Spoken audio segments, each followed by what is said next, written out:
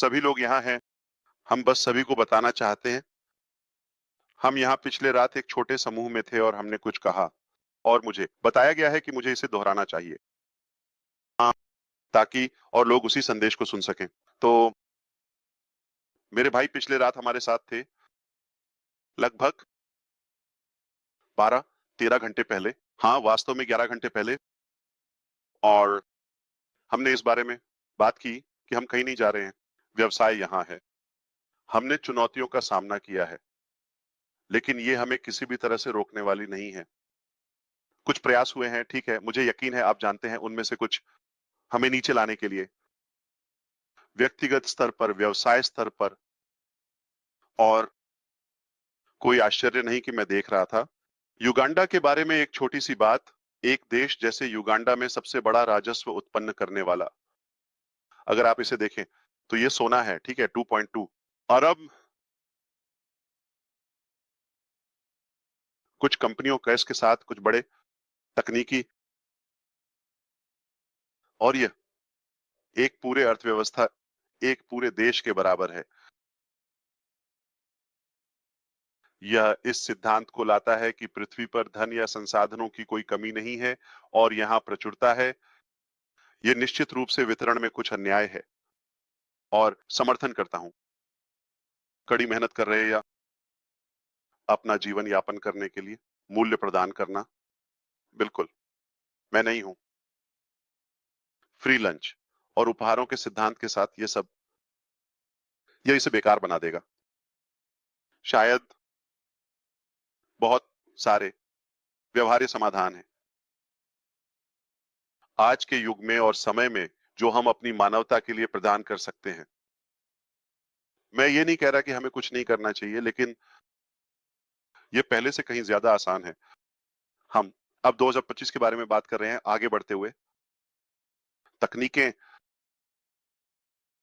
Internet, AI की शक्ति, ये सभी अद्भुत जो शक्तियां हमारे पास आजकल हैं, वे निश्चित रूप से हमारी जिंदगी को आसान बना सकती हैं। हमने वह जिया है। हम काम कर सकते हैं, हम मूल्य प्रदान कर सकते हैं, व्यवहारिक रूप से कहीं भी। हमें किसी निश्चित स्थान से जुड़े या चिपके रहने की जरूरत नहीं है। और ये कहा गया है वहां समाधान है, उनका विरोध करने में एक समस्या है कि यह स्पष्ट है कि अधिकांश अर्थव्यवस्थाएं दुनिया भर में उनके पास कुछ है मोनोपोली, जैसे कि अभिजात वर्ग के लिए, या समाज में एक वर्ग है जिसने बाकी जनसंख्या की तुलना में अधिक संपत्ति को संरक्षित किया किसी कारणवश। और जब न भी कोई एक अच्छा विचार या समाधान उभरता है, विरोध करते हैं। वे निश्चित रूप से इसे दबाना चाहते हैं क्योंकि यह उनकी विशाल संपत्ति को कम करता है, लेकिन अगर वे इसकी अनुमति देते हैं तो यह निश्चित रूप से इसे बहुत आसान बना सकता है बाकी जनसंख्या के लिए। मैं वैश्विक स्तर पर बात कर रहा हूं। मुझे विश्वास है कि हमारे पास कुछ ऐसा है जो उस स्तर पर व्यावहारिक है और जो विभिन्न क्षेत्रों में हमारी मानवता के उत्थान में योगदान कर सकता है।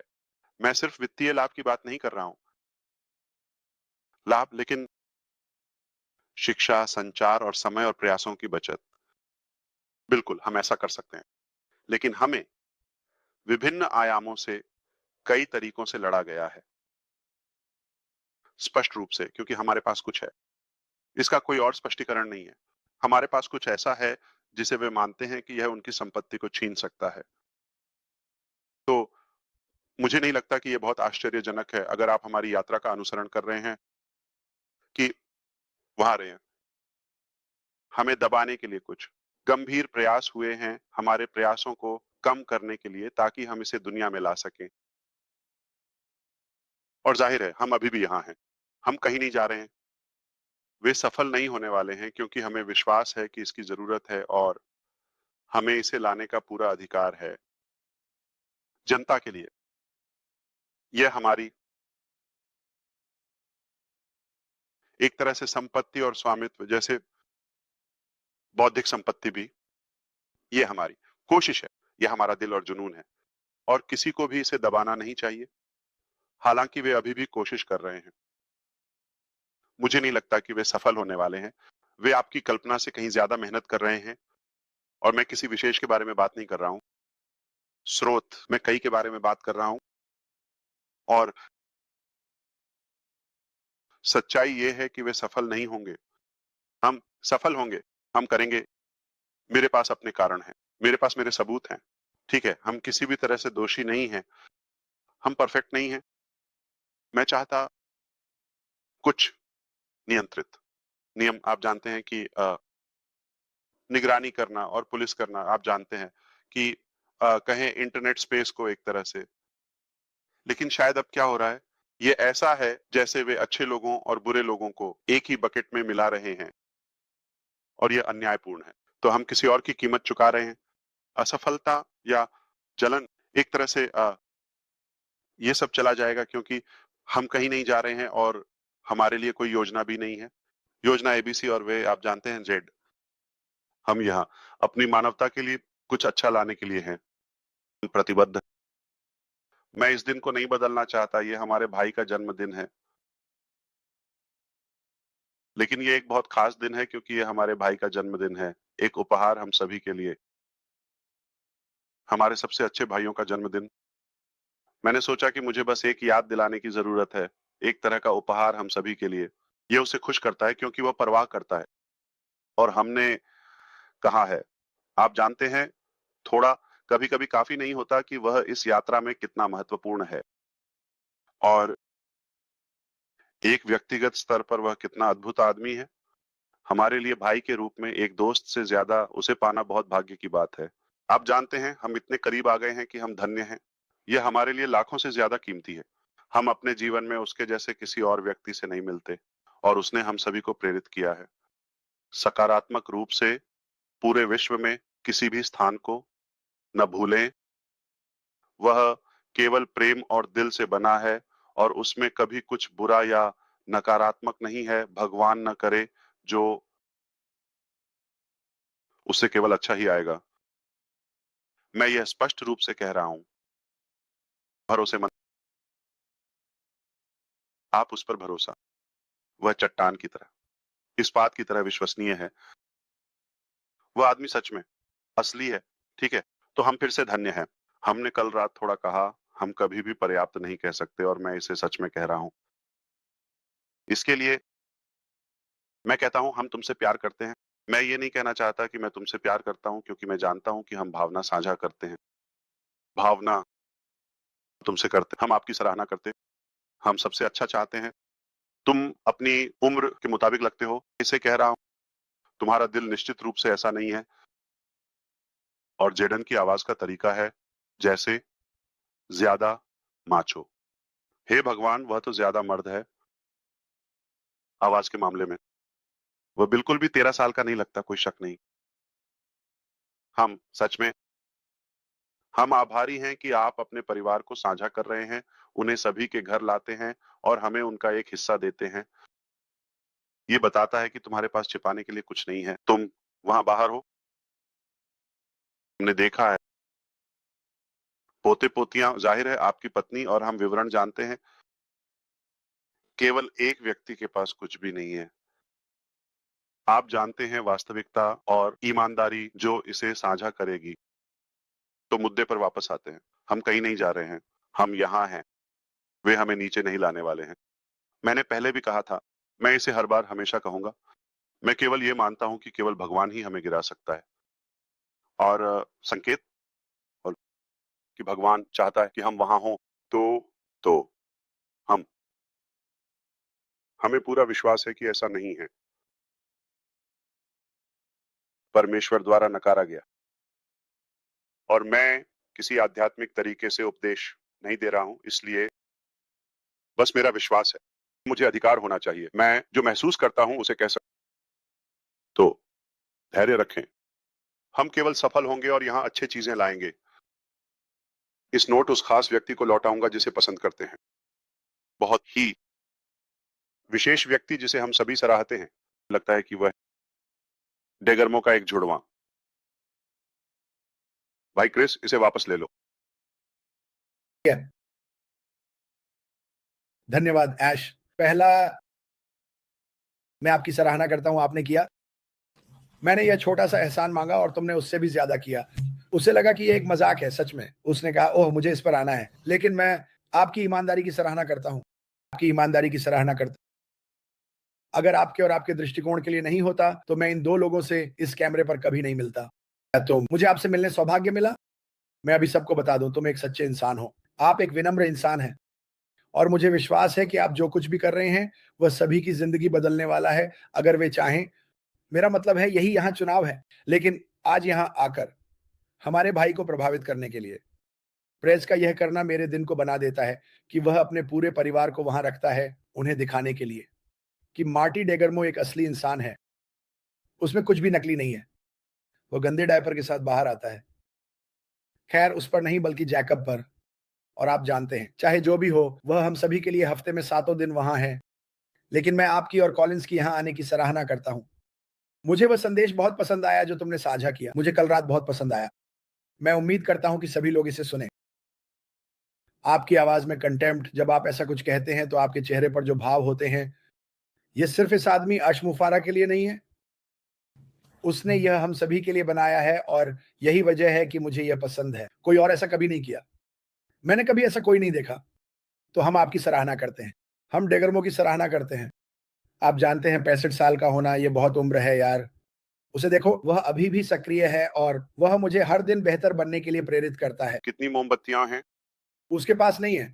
एक टायर जलाना या कुछ और? हाँ, उसमें बहुत ऊर्जा है, लेकिन मुझे नहीं पता कि वह 65 मोमबत्तियां बुझा सकता है या नहीं। तो डोनाल्ड शायद 6 और 5, आप जानते हैं, 2 मोमबत्तियां ही बुझा पाएगा। लेकिन हम उसकी बहुत सराहना करते हैं और जो कुछ भी इस पैनल पर हर कोई हर दिन करता है। जैसे मैंने कहा, हर बार हम आप सभी से कुछ नया सीखते हैं। कॉलिंस अद्भुत है, अविश्वसनीय, आप जानते हैं, बहुत समर्पित। आज ही उसने मुझे युगांडा के बारे में बहुत कुछ सिखाया। मुझे नहीं पता था कि वे अफ्रीका में दूसरे सबसे बड़े कॉफी उत्पादक हैं। मुझे लगा कि केन्या ये करेगा। इथियोपिया और केन्या वे बड़े हैं, एरिट्रिया भी। मैंने सोचा यह उगांडा से आगे है, तो चलो इसे एक अच्छा क्विज बनाते हैं ताकि सभी लोग इसमें शामिल हो सकें। तो अफ्रीका से आपकी पसंदीदा कॉफी कौन सी है? इथियोपियाई, उगांडा, केन्या या इरिट्रिया? हमारी पसंदीदा कॉफी कौन सी है? हाँ, अफ्रीका में 4 देश हैं, वे बड़े हैं। अधिकतम। अच्छा। नहीं, मैं बस मजाक कर रहा हूँ, ये बकवास है। नहीं नहीं नहीं, मैंने नहीं। जब मैं रूस में था तब मैंने कॉफी पी थी, रूस में एक बार। बहुत अच्छा। मुझे नहीं पता ये कहां से आया, उन्होंने किया, घर पर बनाया था। मेरा मतलब है जैसे इसे पेड़ से तोड़ लेना। उन्होंने सब कुछ खुद से बनाया। हाँ, वहां कोई दुकानें नहीं थी उनके पास, यहाँ वहां एक छोटी सी दुकान थी। मेरा मतलब है ये 1941 में जाने जैसा था। नहीं, मजाक। कोलिंस, तुम जानते हो मुझसे बेहतर क्या पसंद है। हाँ, हमारे पास कैमरून में बहुत कुछ है और मैंने इसे देखा है। मैंने कॉफी की प्रोसेसिंग देखी है। तो मेरे एक दोस्त के पिता के पास एक बहुत बड़ा कॉफी फार्म है और वे इसे काटते थे। इसे सुखाओ और फिर इसे ओवन में रखो जब तक। हम कॉफी बीन्स को सिर्फ इसे आजमाने के लिए खाते हैं। यह सच में कड़वा है। और चाय भी। तो कैमरून में कोको, कॉफी और चाय है। हाँ, यही बात थी। मेरा पहला विचार था। हाँ, चलो कुछ अलग करते हैं और दिखाना शुरू करते हैं। और फिर मैंने सोचा हमें यह दिखाना चाहिए कि वे क्या उत्पादन करते हैं और क्या निर्यात करते हैं, क्योंकि आप किसी देश के बारे में समाचारों से नहीं जानने वाले हैं। आपको वहां सिर्फ बुरी बातें मिल रही हैं। और मैं वो, विश्वास करो या नहीं, और यह बहुत अच्छा है, मैं सीख रहा हूं। जैसे मैंने ये किया, चलो दूसरों की मदद करें। मुझे ये नहीं पता था, सच में। अब बहुत कुछ सीखते हैं। ये भी एक आंख खोलने वाला अनुभव है। जैसे वाह, तो ये बहुत सरल है। मैं नहीं कहना चाहता कि ये आसान है। इससे वे इसे सामान्य रूप से ऐसा सुनाते हैं जैसे आओ इस देश को देखो। उनके पास एक बेहतर, आप जानते हैं, अर्थव्यवस्था और वित्त हो सकता है। लेकिन हाँ, मुझे लगता है कि यह अफ्रीका में कोको का सबसे बड़ा उत्पादक है। मेरे पास रिकॉर्ड है कोको या काकाओ। कोको या काकाओ, कुछ लोग इसे काकाओ कहते। हाँ, यही है जो वे बनाते हैं, असली से चॉकलेट। हाँ, ये महंगा है। हाँ हाँ, वे इसे बहुत बनाते हैं। हाँ, अफ्रीका में सबसे ऊंचा। कॉफी की उत्पत्ति कहाँ है? अच्छा सवाल। वे इसे क्यों खोज रहे हैं? कोलंबिया। हाँ, ये है, ये बाद में आया। हाँ, यह अब कोस्टा रिका में है और वे कुछ अच्छी कॉफी बनाते हैं क्योंकि ऐसा लगता है, आप जानते हैं, उच्च पहाड़ों पर किसी कारणवश बेहतर कॉफी उगती है। मुझे जलवायु के बारे में नहीं पता। शायद जमैका के ब्लू माउंटेन्स, जो ग्रह पर सबसे महंगी कॉफी है। मैंने इसके बारे में एक विशेष कार्यक्रम देखा। यही वो जगह है जहां वे यात्राएं करते हैं, पहाड़ों के ऊपर तक। हाँ, यह सीमित है, यह सीमित है, बिल्कुल सही। ये मुझे हैरान नहीं करता, लेकिन एशिया जैसे सुमात्रा भी, ठीक है, तो वे कुछ उगाते हैं। और ब्राजील कॉफी का एक बड़ा उत्पादक है। मुझे पसंद नहीं। स्वाद के मामले में बस ईमानदार होना। ईमानदार। किसी ने कहा रवांडा। मुझे ग्वाटेमाला की कॉफी पसंद है और आप जानते हैं क्यूबाई कोस्टा रिका की कॉफी ब्राजीलियन से ज्यादा। तुम्हें मजबूत कॉफी पसंद, यही वजह है। नहीं, मेरा मतलब है मजबूत तब होता है जब आप इसे कम भूनते हैं। ठीक है, आप जितनी अधिक कैफीन को बचाते हैं, जितना अधिक आप इसे भूनते हैं, तो जितनी गहरी कॉफी होगी उसमें उतनी ही कम कैफीन होगी। तो मेरे लिए मीडियम अच्छा है। हाँ, मुझे भी मीडियम। मेरे पास महंगी कॉफी नहीं है। तुम्हें वो कोपा कॉफी पसंद है, जो भी तुम उसे कहते हो। कौन सी? मार्टी, वो कोपा कॉफी जो कोपा से निकलती है। जानवर इसे खाता है और फिर यह मल त्याग करता है और फिर यह इससे बाहर आता है। हाँ, मैंने वो देखा है। कोपा कुछ जैसे, हाँ, इसे क्या कहते हैं? हाँ, मुझे लगता है कि ये है। ये वो कॉफी बहुत महंगी है। मैंने इसे पढ़ा और वे कहते हैं जब बंदर इसे खाता है और फिर मल त्याग करता है तो वे कॉफी बीन्स का उपयोग करते हैं और फिर इसे बनाते हैं। ये ज्यादा महंगा है। हाँ। मुझे नहीं पता क्यों। क्या यह किण्वन प्रक्रिया है? मुझे सच में नहीं पता। मैं समझौता कर लूंगा। मैं थोड़ी कम गुणवत्ता पर समझौता कर लूंगा। मैं वास्तव में बंदर के चम्मच से कॉफी नहीं पी रहा हूं। अब आप इसे जो भी कहना चाहें। खैर, मुझे लगता है कि मैं इसे खत्म कर दूंगा। हम यहाँ 1 घंटे से हैं। जन्मदिन मुबारक हो भाई। आप इसके हकदार हैं। अपने दिन का आनंद लो। बस सब कुछ बंद कर दो और गले लगाओ और मजे करो। हाँ, क्या? इस प्रतिक्रिया को देखो।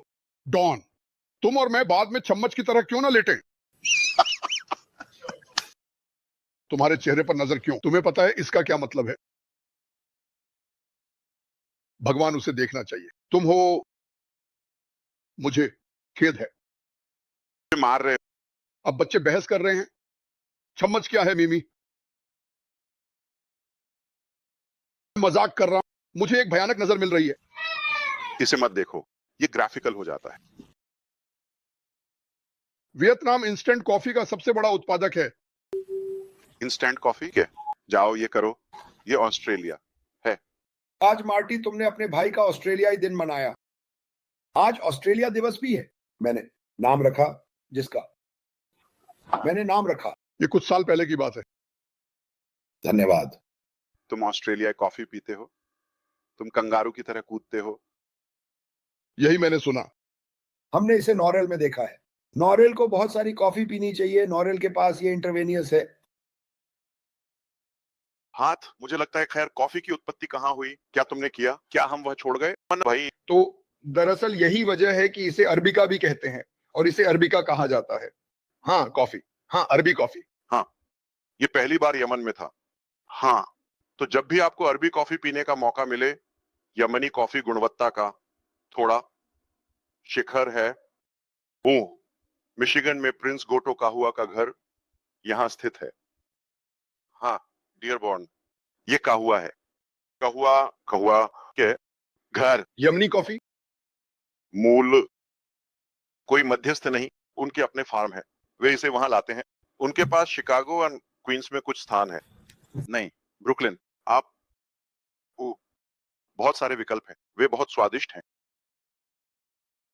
इसका एक अलग झटका है, अलग स्वाद है। मैं आपको वहां ले जाना पसंद करूंगा। हाँ, हम बहुत उत्साहित हैं। हमें 90 डिग्री तक इंतजार करना होगा। आप यहां नहीं हैं। कोई रास्ता नहीं, कोई रास्ता। यह उसकी अब तक की सबसे तेज यात्रा थी। हाँ, हाँ। कहा क्रिस, मैं तुमसे मिलूंगा। शांति। हाँ, मैं तुमसे मिलूंगा। धन्यवाद सभी। धन्यवाद एलेक्स। धन्यवाद फिर से, गुब्बारों के लिए धन्यवाद। मेरे पास बहुत सारे गुब्बारे थे। धन्यवाद सभी, फिर मिलेंगे सभी। लाइक और सब्सक्राइब करें दोस्तों। ये समय है, आज कोई उसे नहीं बुलाता, उसे छोड़ दो, उसे दिन आनंद लेने दो, आराम करो। ये नहीं होने वाला। वह इसके तुरंत बाद मुझे कॉल करने वाला है। इसके तुरंत बाद वह मुझे कॉल करने वाला है, क्योंकि मेरे दिन तुम्हें बिलियर्ड्स हराने का मजा आएगा।